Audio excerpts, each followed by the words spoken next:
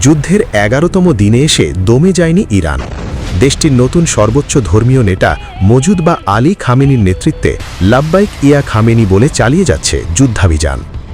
নতুন নেতা পেয়ে যেন পশ্চিমা হুঙ্কারকে এখন থোড়াই কেয়ার করছে তেহরান। ঠিক এই মুহূর্তে এসে আইআরজিসি যেন হয়ে উঠেছে আগের চেয়ে আরও বেশি ক্ষিপ্র ও অপ্রতিরোধ্য। এমন মুহূর্তে ইরান আমেরিকা মধ্যে চলছে কথার লড়াই। ট্রাম্পের হুঙ্কারকে পাশ কাটিয়ে ইরান বলছে যুদ্ধ কখন শেষ হবে তা নির্ধারণ করবে তেহরান। মঙ্গলবার কাতার ভিত্তিক সংবাদ মাধ্যম আল জাজিরার প্রতিবেদন বলছে আইআরজিসি জানিয়েছে যুদ্ধের শেষ ঘণ্টা বাজবে তেহরানে, ওয়াশিংটনে নয়।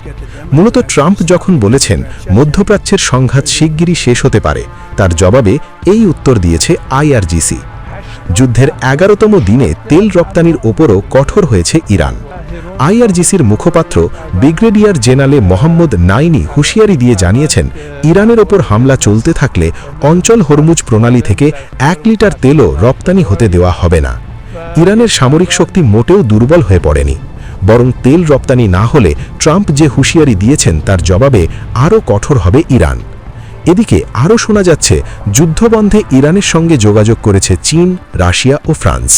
তবে ইরান অটল, বলেছে যুদ্ধবিরতির ক্ষেত্রে ইরানের প্রথম শর্ত হল তাদের বিরুদ্ধে আর কোনো সামরিক আগ্রাসন চালানো যাবে না।